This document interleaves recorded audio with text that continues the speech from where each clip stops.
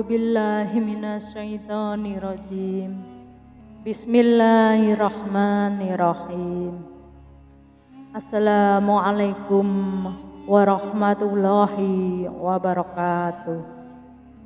Asyhadu an la ilaha illallah wa asyhadu anna Muhammadar Rasulullah.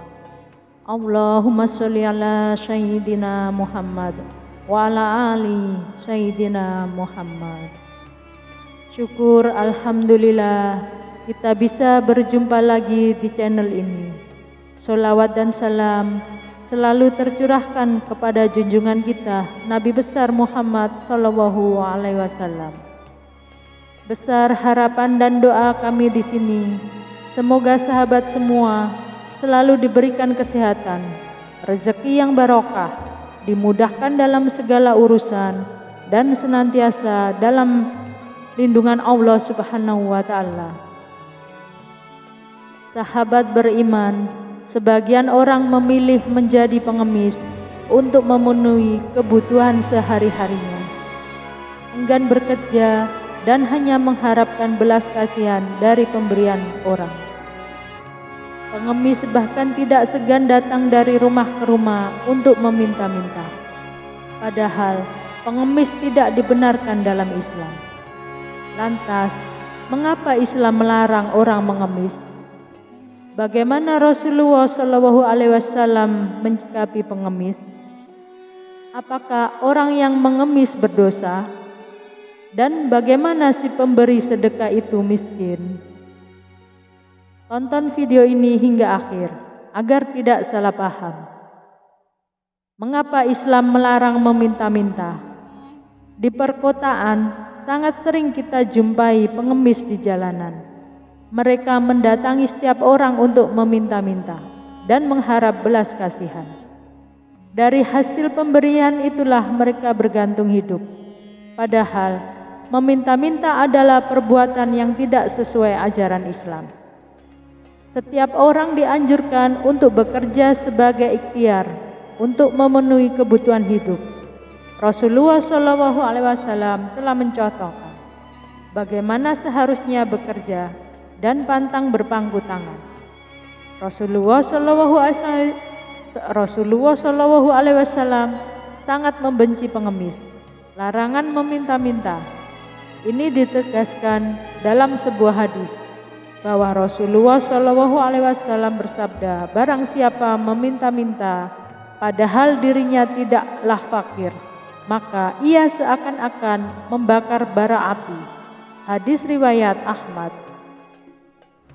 Menurut Al-Ghawli dalam kitab Al-Adab An-Nabawi, para pengemis itu sebenarnya mampu mencari nafkah, tetapi lebih memilih menjadi pengemis.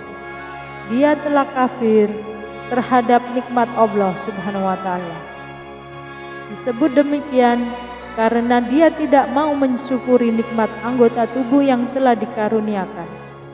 Sekiranya dia bersyukur, seharusnya mampu memanfaatkan anggota tubuhnya untuk bekerja dan bukan menjadi pengemis.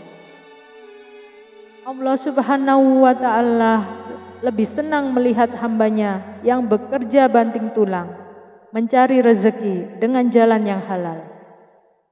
Hal ini sebagaimana sabda Rasulullah Shallallahu Alaihi Wasallam. Sesungguhnya Allah sayang ketika melihat hambanya lelah dalam mencari rezeki yang halal. Hadis riwayat Ad-Dailami. Perbuatan meminta-minta sangat dilarang dalam agama Islam. Perbuatan ini sama saja menggantungkan harapan pada belas kasihan orang lain. Padahal seorang muslim hanya boleh menggantungkan pengharapan dan pertolongannya kepada Allah Subhanahu wa Ta'ala. Siapa yang hanya berharap kepada Allah Subhanahu wa Ta'ala dijanjikan tidak akan pernah kecewa. Allah Subhanahu wa Ta'ala berjanji akan memberi ganjaran surga bagi mereka yang hanya menjadikan Allah Subhanahu wa Ta'ala sebagai satu-satunya pelabuhan harapan dan permohonan. Rasulullah Shallallahu Alaihi Wasallam bersabda, siapa memberikan jaminan kepada aku dan tidak akan meminta sesuatu kepada orang lain, maka aku juga menjamin untuknya surga. Hadis riwayat Abu Dawud Al-Hakim. Apakah Rasulullah SAW pernah menghukum pengemis?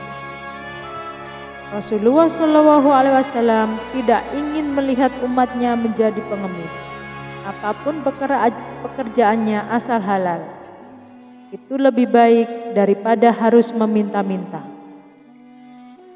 Suatu ketika ada seorang laki-laki dari kaum Ansor yang mendatangi Rasulullah SAW untuk meminta-minta.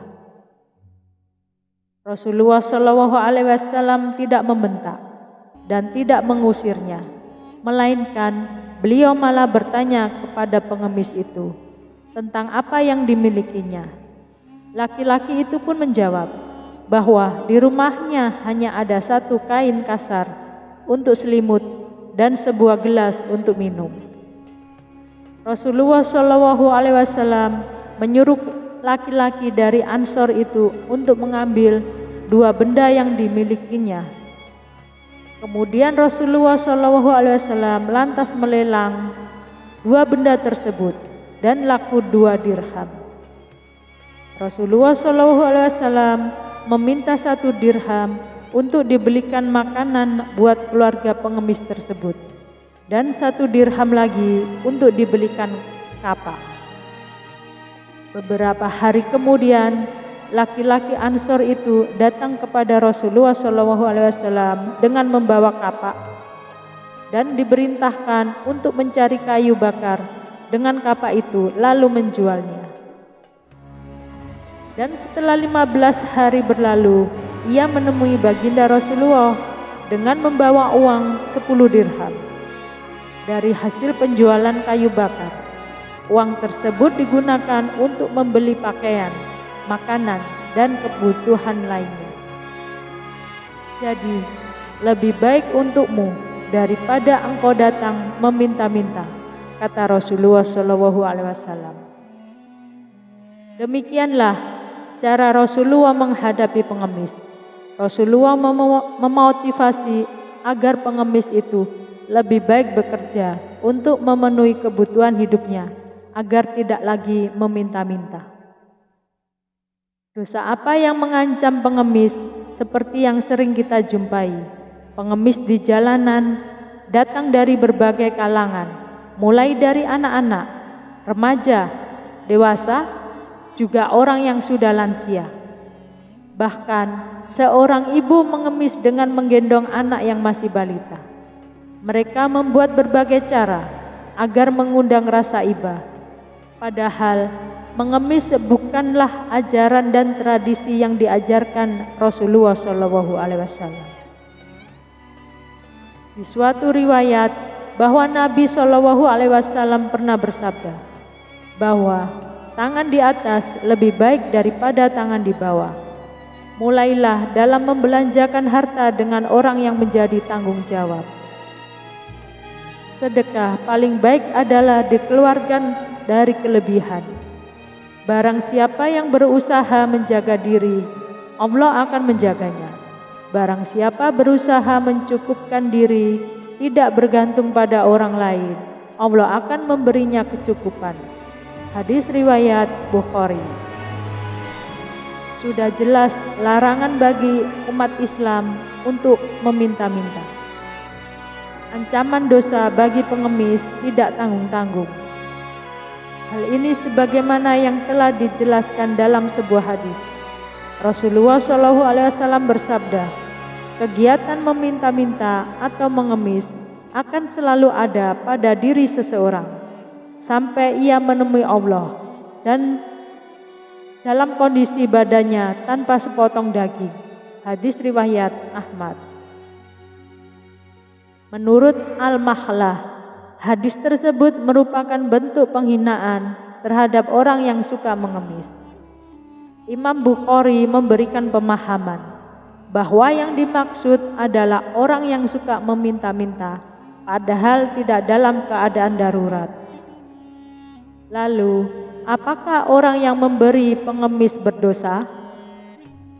Penampilan pengemis yang sering kita jumpai memang mengundang rasa kasihan dengan memakai pakaian yang lusuh dan compang-camping, mengundang rasa ibah hingga pada akhirnya memberikan sejumlah uang kepada pengemis yang dijumpai di jalanan. Islam memang menganjurkan agar kita memberi kepada orang yang membutuhkan, saling tolong-menolong di tengah kesulitan orang lain. Akan tetapi sedekah kepada pengemis hanya karena malu apabila tidak memberinya, itu tidak dibenarkan.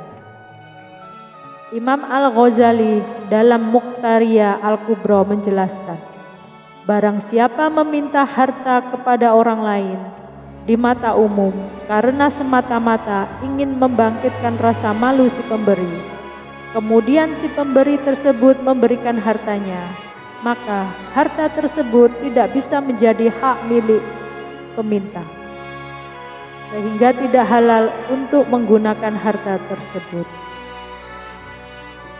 Dapat disimpulkan bahwa harta hasil dari permintaan dan si pemberi memberikannya karena rasa malu tak bisa dimiliki oleh peminta. Akibatnya ia tidak boleh membedakan hal tersebut.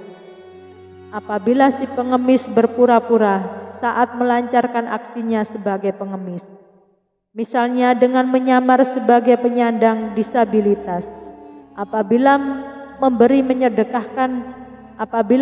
menyedekahkan hartanya lantaran iba atas dialaminya pengemis tersebut, maka hukum menerima uang yang diberikan adalah haram.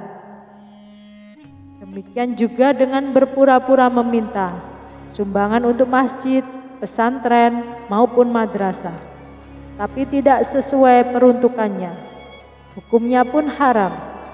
Maka tentu kita perlu hati-hati memberikan uang kepada pengemis dengan berbagai motif tertentu. Di dalam kitab Syarah Ibnu Battal dijelaskan, barang siapa membantu satu kemaksiatan, maka dia telah bersekutu dalam dosa. Akibat kemaksiatan itu dan ancaman siksa neraka yang mengerikan. Masihkah kamu meminta-minta di jalanan? Wallahu alam bishawab. Assalamualaikum warahmatullahi wabarakatuh.